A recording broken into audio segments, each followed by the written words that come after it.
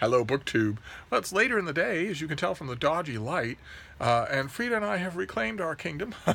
My boys have dragged themselves up and out and are gone. I think a major workout was in the offing, since if they're feeling bad anyway, they might as well punish themselves by lifting heavy weights.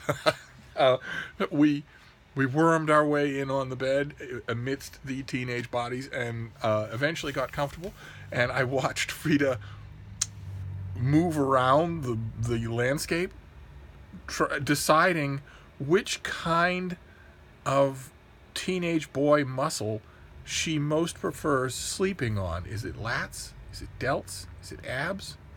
And I'm happy to report, for all of you who've ever tried it, that she made the only sensible decision, which is pecs.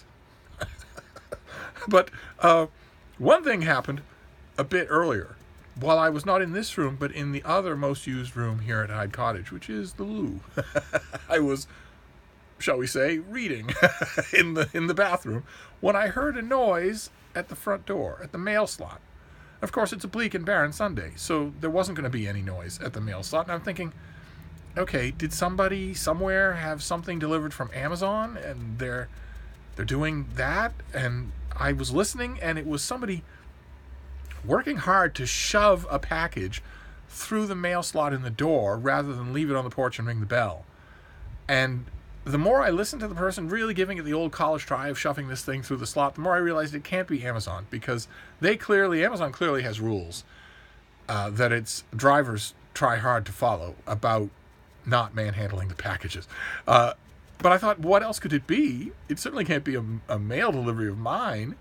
And once I was presentable, I went out into the hall, and it was indeed a mail delivery of mine. It was a book delivery. Not from Amazon, but from a publisher that just, one book, one package, that just happened to come shoved through the mail slot on a Sunday.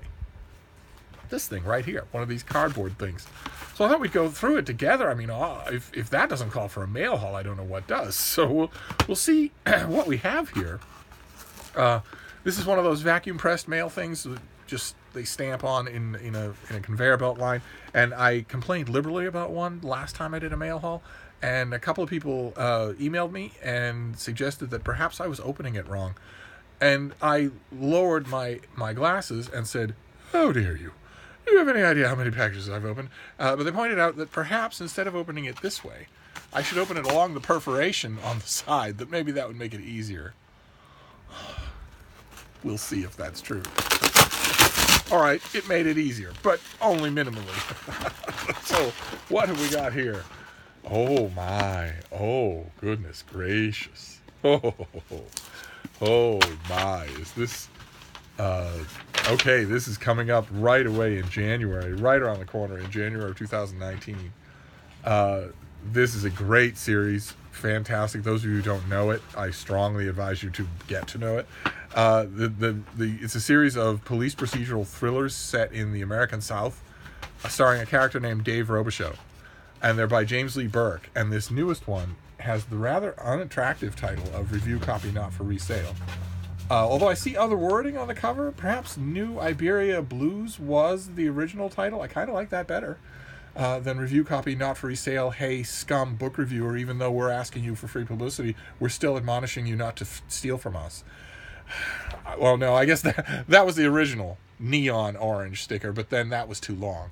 So instead, they shortened it to Review Copy Not for Resale. They removed all of the explicit personal insults to book reviewers, and it took the money that they were saving on the extra space to upgrade the level of adhesive.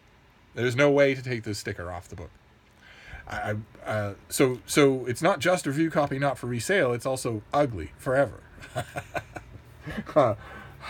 It's okay though. Anyway, it doesn't matter. I'm thrilled to have the book.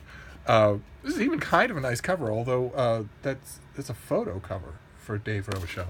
But let me see what this pub sheet tells you about it. There have been 80 million Dave Robichaux novels, just 80 million of them, and they're all good and kind of amazing for a series that's gone on this long.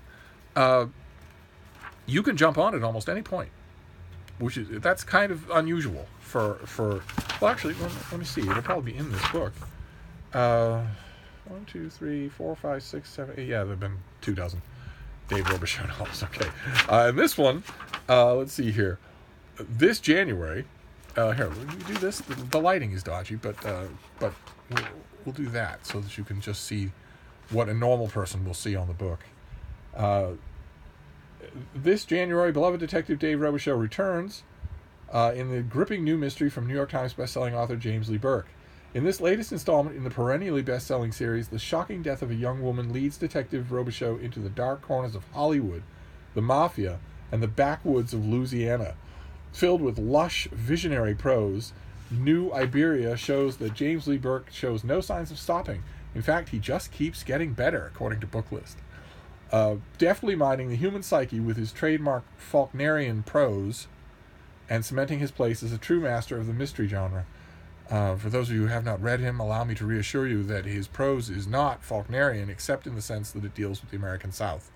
Other than that, his prose is rich and really good and very intelligent and intelligible, which is anti-Faulknerian. Detective Robichaux's world isn't filled with too many happy stories, that's putting it mildly, but Desmond Cormier's rags to riches tale is certainly one of them. Robichaux first met Cormier in the streets of New Orleans when the young, undersized boy had foolish dreams of becoming a Hollywood director. 25 years later, when Robichaux knocks on his door, it isn't to congratulate him on his Golden Globe and Academy Award nominations. Robichaux has discovered the body of a young woman who's been crucified, wearing only a small chain on her ankle.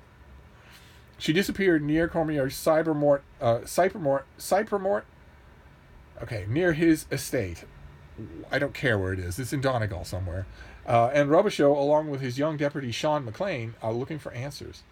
Neither Cormier nor his enigmatic actor friend Antoine Butterworth are saying much, but Robichaux knows better. Okay, well, so you get a sense there. This is the book is going to be full of characters who have appeared before, and yet that put me off because I didn't come to Robichaux books on the first one. That put me off the first time I read this author, and then I remember the first time I read this author, when I got that sense already that there are characters recurring here, I think I was like 150 pages in before I suddenly realized, oh, wait a minute, I don't feel left out at all, which is exactly right. That is exactly how it should be, and that is the author's job, as we've pointed out on this channel many times before. If you come to a book that is 25th in a series, and right away the whole book is talking in language that you don't get because you haven't been around for the previous 24 books, the author deserves to lose you as a reader. They deserve to lose your money. They deserve to have one fewer person talking about how good their books are, because that's part of it. And this author is really good at that. so fantastic. All right. So this is a January book. I just made my January bookshelf, and this is a finished copy, so it will go right on there. Fantastic. Oh, what a thing to look forward to. I want to know, I'd love to hear from the rest of you, if there are any James Lee Burke fans out there. I imagine there are. But I am one. I came late to the party, but I am definitely a fan of his. Okay, so that is a Sunday book haul. This was the book that somebody decided to shove through the mail slot on a Sunday. I'm going to have to catch the mail driver. This came in the U.S. mail. I'm going to have to catch that driver tomorrow and ask him what he knows about this whole thing. Did he do it himself? Was he working on a Sunday? Does the post office work on Sundays during the Christmas season? And if so, why only the one book? Why not mail? I can't wait to hear it all. But I will of course report back. But in the meantime, I'm going to wrap this up, and I will see you soon. Thank you, BookTube.